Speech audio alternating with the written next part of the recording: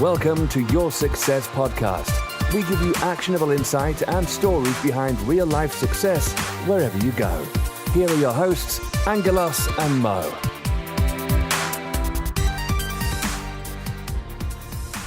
Welcome to Your Success Podcast. I'm Mo, and today we have a very special podcast episode where I'm actually going to be interviewing none other than Angelos Sanders himself, and I'm going to really try and understand what makes him tick, so you can understand what 50% of Your Success Podcast, actually how they operate. So Angelos, thank you. It's really weird, but thank you for joining us on Your Success Podcast. It's a real honour, Mo. It's been on my bucket list for a long time to be on this amazing podcast.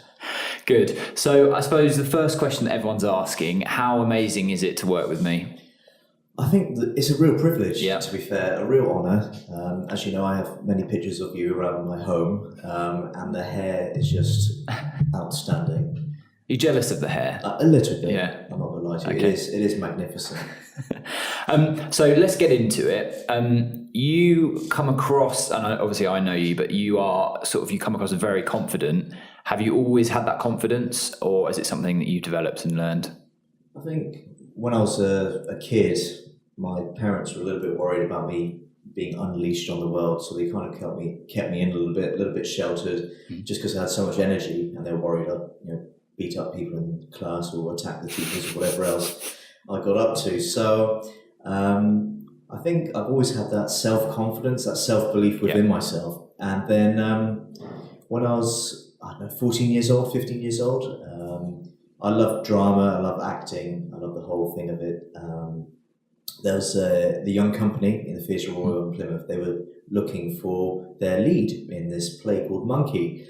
And we had to audition, and they went to all the schools and whatever else. And I guess I was the best fit for the lead role, Emperor Powers, right? And they had this 5-meter portrait of me on the main stage, and it was all about me, as it should be. And this person came along and took away this amazing bit of power, and I had to get it back. And my entrance on stage was being wheeled out with my little slaves around me, and I had to come out singing. And we rehearsed for months and months beforehand, and I knew the lines and knew everything. But it dawned on me a minute before the curtain was going to go up. You got 200 people who paid to be there on the main stage at Theatre Royal. Crikey, I've got to bloody sing. And then you either panic and you fold, or you just got to step up to the mark. And I just did it. And ever since then, nothing has really fazed me. Can you give us a bit of the song that you sung? It's called Seldom. I can remember the name of the song, Seldom. Tell them. Sounds amazing. Yeah. When's there a rerun? Can you get me a ticket? Yeah, brilliant. That's amazing. And have you? So that was, you were 14, right, at that point. Yeah. So that's 200 people. And you didn't want to pursue that or take that anywhere? It sounds like you were quite good at that. Yeah, I did. I really enjoyed it, and I went for a second production called Union Street, and I played this dork. Wasn't character. That must have been hard for you. It was a real stretch. Dork like Star Trek. There's nothing wrong with Star Trek. And do you know what's really funny? Is at the end of that production, I felt like I'd hit my peak. Right. And then I didn't want to do it anymore. Really? And was that about 200 people as well? No, that was on a touring around different places, different theatres around Devon and Cornwall. Yeah. And I don't know what it was inside me. I felt like I peaked, and that was it. Forget the Oscars. It was about the local theatre. I want to get back into it. And I guess Your Success and the networking thing, we have fun doing role plays. I guess it's an extension of that. I do like to entertain. El Greco, yes, where I dress up as this Mexican Greek bandit. He gets up to all sorts. Maybe that's the picture we'll put when we launch the episode. That'll be the cover picture. So you mentioned the networking group there. Do you think the podcast and that has been a sort of outlet for some of your creativity, maybe that sort of performance element that you've got? Yes, so I've done the personality analysis and all that kind of thing. So I'm a mechanic, creator and star. Mm-hmm. And I think it's the star that perhaps was subdued for the past 10 years when I was working a full-time job. I didn't have any outlet for it. Mm-hmm. And that's why I feel that the podcast and working together with yourself has been a real great positive creative experience. You know, we can just come up with all these great ideas. Yes, it goes through a filter, but it's a real outlet, a real good channel. And when we launched the book, Your Success, on Amazon, by the way, we hired out the cinema, Blue Cinema in Plymouth, and we had 200 odd people there. And we entertained. We had this professional film, and we had a great act between the two of us. We got lots of laughs, but also entertained people and gave them education as well about the book and about success. So I really enjoy all of that. You know, it makes me happy to see that we influence people positively, and also get a laugh along the way. Yeah, well, sometimes we're trying, Okay, so let's go back to when you started in property. How did that actually come about? So, like yourself, you probably went to university or you had some kind of formal education, then you started a job, right? And all we do in our lives up to that point is just train to be a good worker. And that's all I wanted to be. I wanted to be this great IT guy, this great IT manager, whatever it was. And fairly rapidly after I started work there, I wanted to become a director. I wanted to be the top because I've always been ambitious. I want to be the best at whatever I do.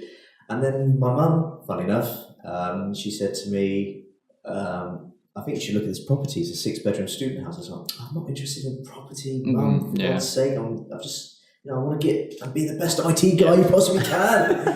And she made me go and view it, and I started getting some rent in. I thought, there's a different way of making a living in this life. You don't have to be a wage slave, if you know what I mean, until you're 70, 75, whatever it is, by the time we get to that age.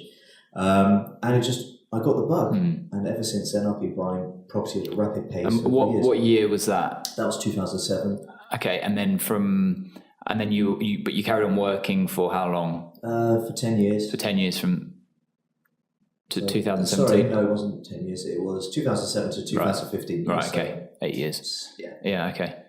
So, and doing property on the side of your job? Yeah, that's right. So I'd finish my work, get home, and then the real work, shall we say, would begin. So I'd work till 1, 2 in the morning, looking on Rightmove, doing the analysis, checking out the figures, raising finance. Sometimes I'd be on site doing the painting during the night shift, doing the woodwork, all this kind of stuff. You have to put in the hours, you have to.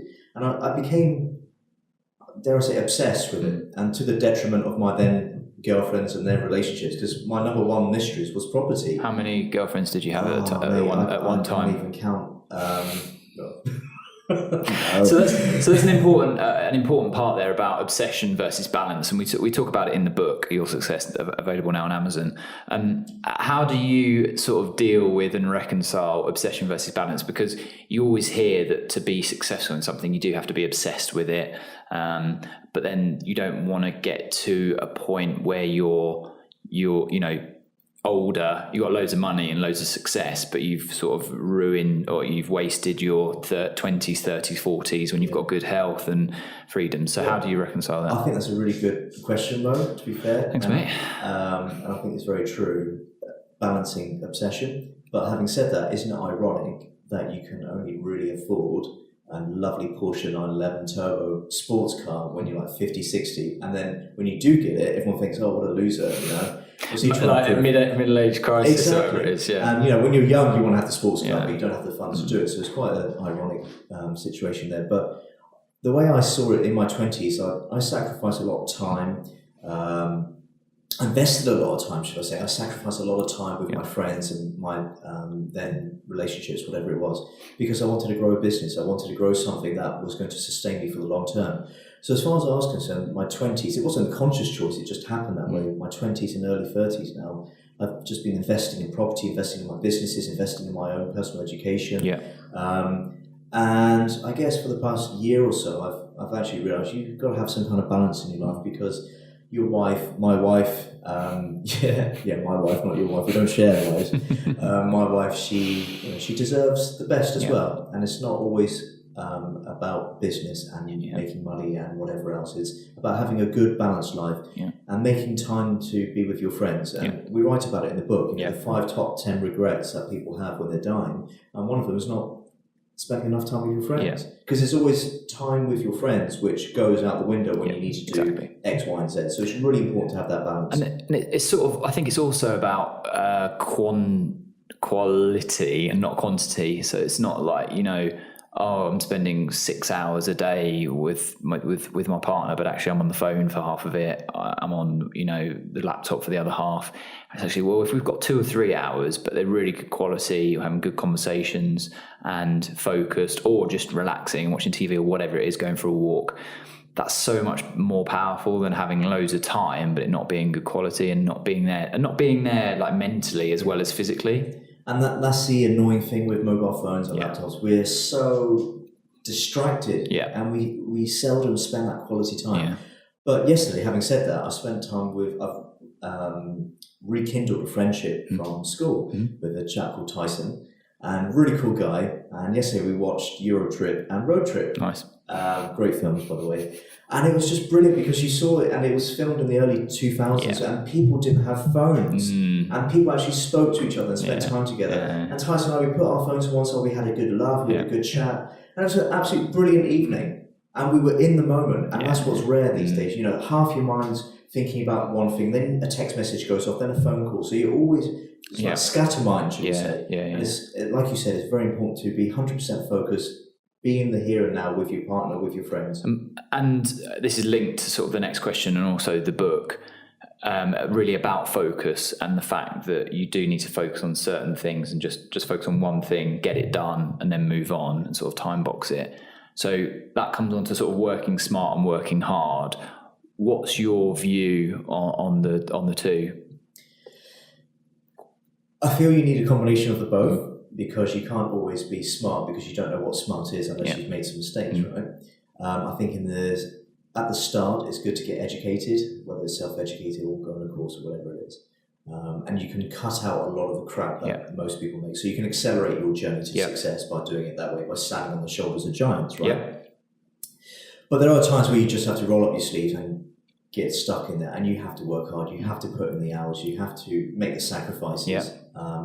But you can also, as you grow as a person, as you grow a business, you will identify areas that you could work a lot smarter. So rather than allowing the job to fill the time that you've given it, you can potentially be a lot smarter, a lot more efficient at doing things. And also delegating it. You're not the best at everything. Hire people which are really, really good who can help complement that lack of skill set. So for example, doing books and accounting, I can't stand it. I don't have the patience for it at all. But I've hired the best people to do it and work with me to have a great set. That allows you to focus on what you're good at. Exactly. And ultimately, you're going to add more value to your business, to your family, to the world, focusing on what you're good at and not what you're not. So, for example, last week I could have gone out and did something because I think one of the project managers wanted to speak to me about some issue with the painting. I said, well, I can't do that because I've got to go on this viewing. So I went on the viewing, agreed a sale, and that potentially will be a great cash flowing asset for the rest of my life.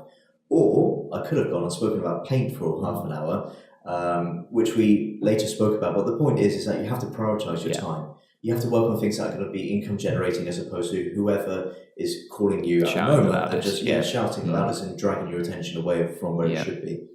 So those are great lessons that I'm still learning, And just on that, is there some times when maybe that doesn't work out so well and you have to just get stuck in? Are you referring to anything specifically there, Mo? I've got written down here digging weeds, for example. Oh, right, digging weeds, yes. So you gave me an absolute bollocking about this a few months ago. So there's a project we were doing a refurb on, and the path hadn't been seen in maybe 20 years. And I find gardening quite therapeutic.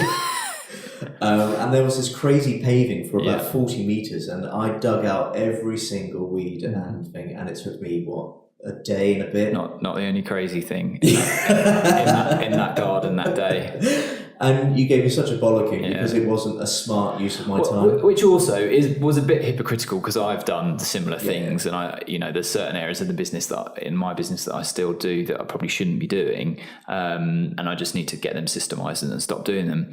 But also, there's an element there. You said that it's quite therapeutic and you quite enjoy it, and you can't stop doing everything just because you could pay someone less than you think your hourly rate is to do it.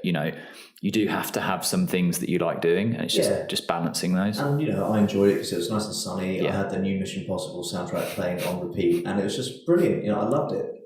But looking back, perhaps I could have asked someone else to do it. Okay, cool.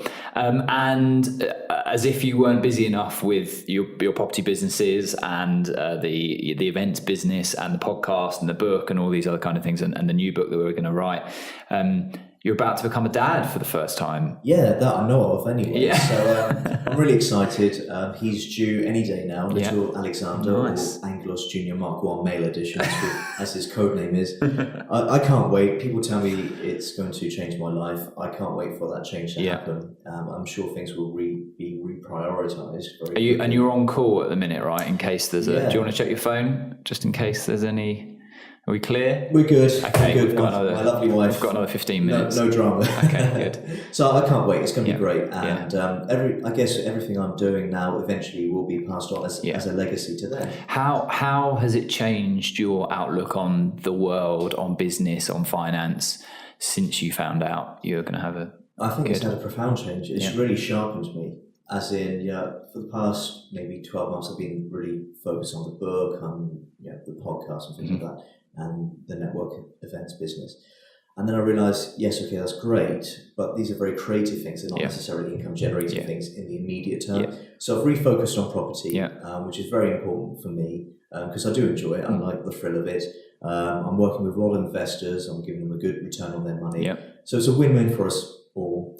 And ultimately, I want to increase the cash flow to whatever it may be at the time, and leave a great legacy for my family. Because I know property's had a rough ride recently, but I still think it's a very viable vehicle to ensuring a certain level of financial, I hate to say it, freedom in your life. And it's your legacy ultimately that you're going to leave to your son and your along children. with the books and the podcast that we're both doing. I really enjoyed writing the book with you, Mo. It's been that is probably one of the most interesting creative things that I've ever done. Definitely, it's been a real great privilege to do that. Is there anything you're scared of in terms of having a kid? I went to an antenatal class recently, and everyone was, the boys and girls are split up because they have different concerns. And the boys are all very macho and whatever else, and no one wants to really think. But then once the floodgates opened, all the questions came out. And some of the guys were saying, I don't know how to hold the kid. I don't know how to burp it and whatever else. For me, these are practical issues that you'll overcome. I'm not worried about it at all. The biggest worry I have is when they become a teenager. And I know how stubborn I was when I was a teenager. Even though when I knew I was right and I knew, but actually I was wrong, I wouldn't admit it, if you know what I mean. And I just want my son to also be one of my best friends, whatever else, but for him to listen to me and to understand that sometimes, although you think you're right, give me the benefit of the doubt that I have a little bit more wisdom than you. So it's a lesson. But do you think there's an element where people have to find their own way and they have to make their own mistakes? And it's a balance because although you see your son or your child making that mistake, you have to let them do it because I've made loads of mistakes, as I'm sure you have, and you learn from those things. If someone keeps saying to you, "Oh, Mo, don't go down there," you'll never learn that lesson. You'll never gain that wisdom. You have to sort of set a boundary so that you're keeping them safe and stuff like that. But you say that's one end, that's the other end. They can do what they want within that because it means they're not going to die and they're not going to cause anyone else harm. But then within that, they can make their own mistakes and learn from it, I guess. Exactly. I can't wait to see what kind of character he's going to be because it's not just me. It's Thea and her influence as well, which will be very strong. Uncle Mo as well. And Uncle Mo with his amazing hair. So I can't wait to see what it's going to be like. Yeah. I'm excited. Have you got a Star Trek baby grow? Yeah, we do. We got a uniform for him already. Good. Thea's made a silly mistake. Thea, my wife, she bought a dinosaur that was quickly corrected. It's now Starfleet uniform. So I can't wait to have my little Star Trek baby. It's so cool. Okay, and I don't know whether this is going to change now or has changed already or is going to change in the future, but what does success mean to you? Success for me means waking up every morning, fundamentally, and knowing that the world is full of opportunity. Yeah.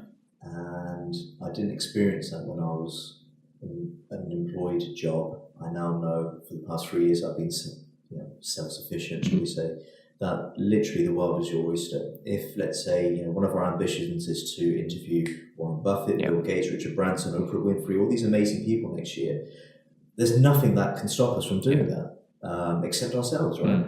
So that is the excitement that gets me out of bed every day, knowing that we can make a positive difference. We can achieve all the goals that we want to, provided that we have the right determination to do it. Amazing. Good answer. And how do people get in contact with you? Go to angelossanders.com. Ooh. Oh, you can email me at angelossanders@gmail.com. So ANGELOSSANDERS@gmail.com. We'll find me on Instagram or Facebook. Or email hello@yoursuccesspodcast.com. We'll find me on Twitter. Okay, amazing. Cool. Well, thank you so much. Bit of a weird one to turn the tables, and I look forward to you interviewing me in the future. But we want to know your thoughts at home of what you think of Angelos, or more specifically his journey. And if you actually have any questions for him about, his journey, how he's found it, being an entrepreneur, working in property, the book, the podcast, the events, there's loads of stuff that I think he can add a lot of value to a lot of people if they get in touch. So send us an email at hello@yoursuccesspodcast.com or get in touch on Facebook, Twitter and Instagram. And thank you so much for listening. Please do click subscribe, leave us a review, and we look forward to your comments on the Facebook page and YouTube channel. And don't forget to check out our #1 best-selling book on how to be successful at tiny.cc/your book. So for today, I've been Mo, and we'll see you again on the next exciting episode of Your Success Podcast. You have been listening to Your Success Podcast. Click subscribe for more incredible content. More details can be found at www.yoursuccesspodcast.com.